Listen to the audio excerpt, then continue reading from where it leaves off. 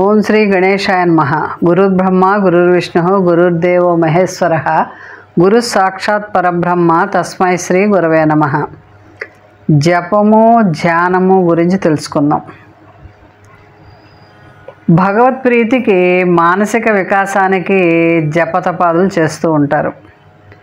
తాను ఉపదేశం పొందిన మంత్రాన్ని నిశ్చలమయ్యే మనస్సుతోటి అంతరాత్మలో మనం ఏకాగ్ర మనస్కుడుగా నిత్యం చింతన చేస్తూ చేసేదే దైవధ్యానం, జపం.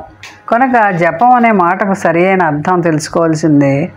అంగన్యాస కరన్యాసాది విధితో ధ్యాన మంత్రాన్ని చెప్పి నిశ్చల మనస్సుతో వెలికి తీరాని విధంగా ప్రశాంతంగా చేసే దైవధ్యానమే జపం. జపాన్ని జపమాలతో చేస్తూ ఉంటాం. దాంట్లో 108 పూసలు ఉంటాయి. ఆ మాలలో లావు పూస దగ్గర నుంచి మొదలుపెట్టి బొటన వేలు నడుమ వేలికి మధ్య నిలిపి ఒక్కొక్క పూసని జపానికి అనుకుంటూ ఆ పూసను దాటివేస్తూ ఉంటాం అన్నమాట. చూపుడు వేలు వాడకూడదు.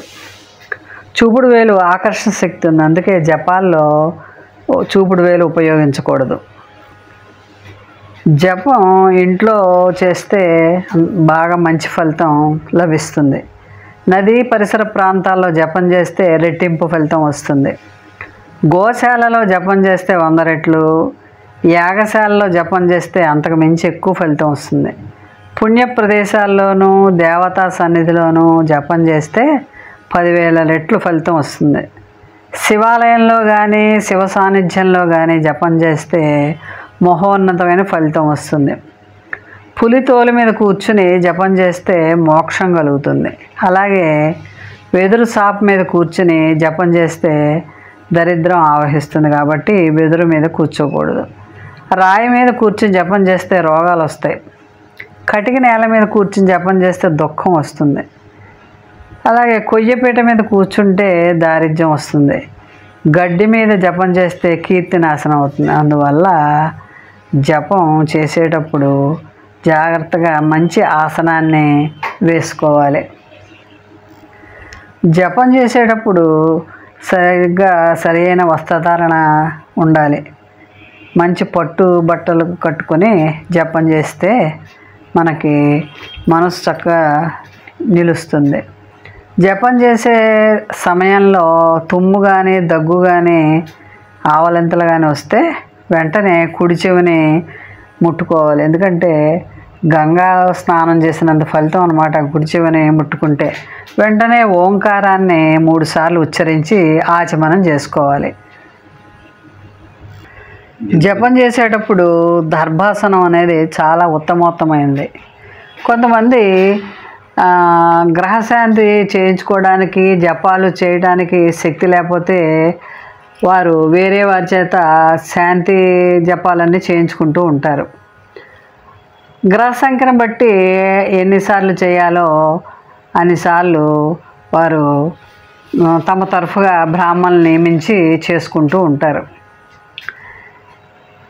రవి దోషం ఉంటే ఆదివారం, చంద్రదోషం ఉంటే సోమవారం, కుజదోషం ఉంటే మంగళవారం, బుధ దోషం ఉంటే బుధవారం, గురుదోషం ఉంటే గురువారం, శుక్రదోషం ఉంటే శుక్రవారం, శని దోషం ఉంటే శనివారం, రాహుదోషం ఉంటే ఆది లేక మంగళవారాలు, కేతు దోషం ఉంటే మంగళ లేదా ఆదివారం ఉపవాసం ఉంటే దోష నివారణ కలుగుతుంది.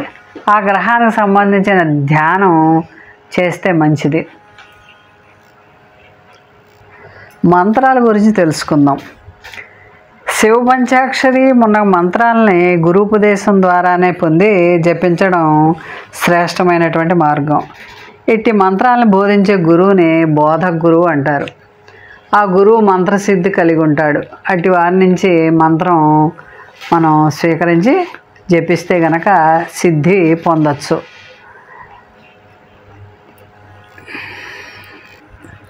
మంత్రజపానికి జపమాలను వినియోగిస్తూ ఉంటాం. సాధారణంగా జపమాలలో 108 పూసలు ఉంటాయి. అందువల్ల మంత్రజపం కనీసం 108 సార్లు చేయాలి. ఇలా ఎన్నిసార్లు అయినా అవకాశాన్ని బట్టి చేసుకోవచ్చు. అన్నిత్యం 15-20 వేల సార్లు జపం చేస్తే మనసు ఇష్టదైవం మీద నెలకొంటుందని శ్రీ శారదాదేవి చెప్పుంది. అలా కొన్ని మంత్రాలు ఎన్నిసార్లు జపించాలో సంఖ్య ఉంటుంది, దాన్ని బట్టి మనం జపిస్తూ ఉండాలి. జప సమయం కేవలం లెక్క మీదనే మనసు ఉంచకుండా ఇష్టదైవం మీద లగ్నం అయ్యి జపం చేసుకుంటూ ఉండాలి. మనం జప సమయంలో వస్త్రధారణ సరియైన వస్త్రధారణ ఉండాలి. శీతాకాలంలో మనుష్యులు వాతం కఫం హరించే పట్టు ఉన్ని ఎరుపు రంగుల బట్టలు ధరించాలి. కాషాయ వస్త్రం మేధస్సుకు హితకారి, అన్ని వేళ అన్ని ఋతువుల్లో ధరించవచ్చు. తెల్లని వస్త్రాలు అయితే శుభకరం, అందువలన ఎక్కువ వేడి ఎక్కువ చల్లదనం కలగదు కాబట్టి తెలుపు దుస్తులు ధరిస్తే హుందాగా కూడా ఉంటాం. పూజా సమయంలో తెలుపు లేదా కాషాయ రంగు పసుపచ్చ రంగు శ్రేష్టం అన్నమాట. మనం మంత్ర సాధనకి జపమాలని వాడుతూ ఉంటాం. ఆ జపమాలలో రుద్రాక్షమాల, జయంతి ఫలమాల, తులసిమాల, స్ఫటికమాల, శంఖమాల, హస్తిదంతమాల, పగడాల మాల, ఎర్రచందనం మాల, వీటిలో ఏదైనా సరే 108 పూసలతో మాల ఉండాలి. మంత్ర సాధనకి రుద్రాక్షమాల శ్రేష్టమైంది. జపం శీఘ్రంగా సిద్ధించి పరమేశ్వరుని కృప మనకి లభిస్తుందన్నమాట. జపం చేసేవాళ్ళు ఏకాగ్రతతోటి మంత్రం అధిష్టాన దేవతని ధ్యానించాలి. మంత్రాన్ని పాటలా పాడడం అనేది తప్పు.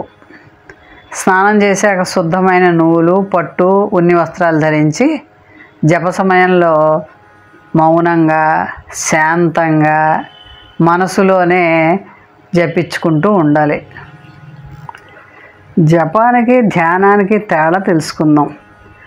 ముముక్షువులు అనగా మోక్షాన్ని అభిలషించేవారు తమ మనస్సుని నిగ్రహించడానికి జపాన్ని సాధనంగా గ్రహిస్తారు. సప్తకోటి మహామంత్రాల్లో ఏ మంత్రాన్నైనా జపించవచ్చు. మననం చేసేవారిని రక్షించేదే మంత్రం.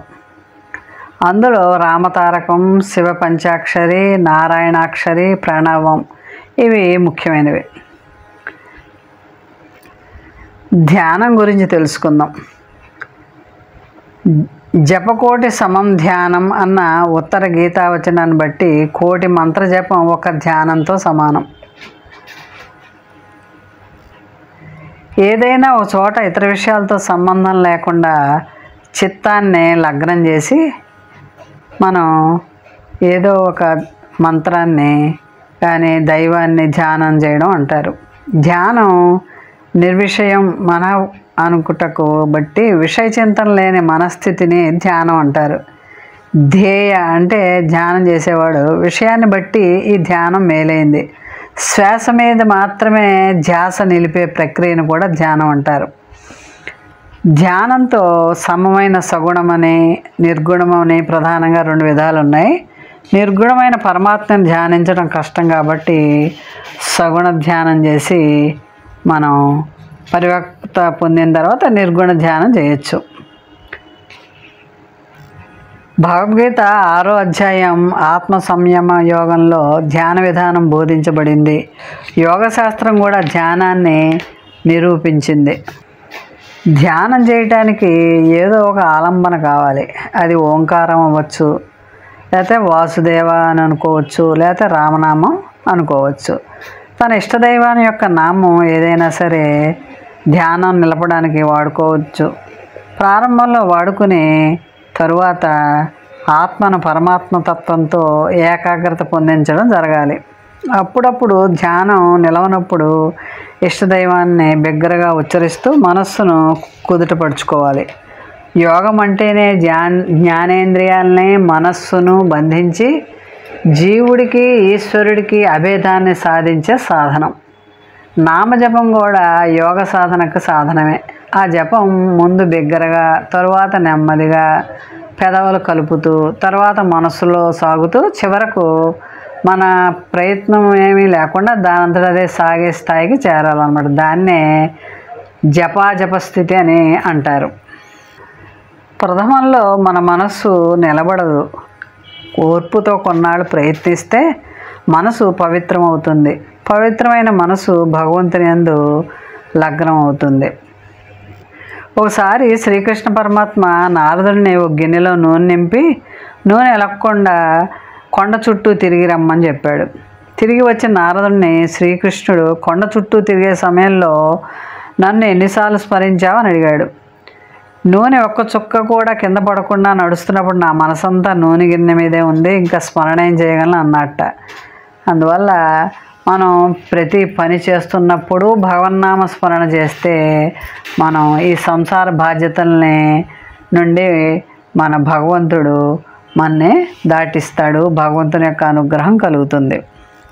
ప్రాతకాలంలో ధ్యానం చాలా చక్కగా కుదురుతుంది. 5 గంటల వేళ భగవద్ధ్యానం చేసుకుంటే మనసు ఎంతో ప్రశాంతంగా ఉండి ఆరోగ్యవంతులు అవుతారు.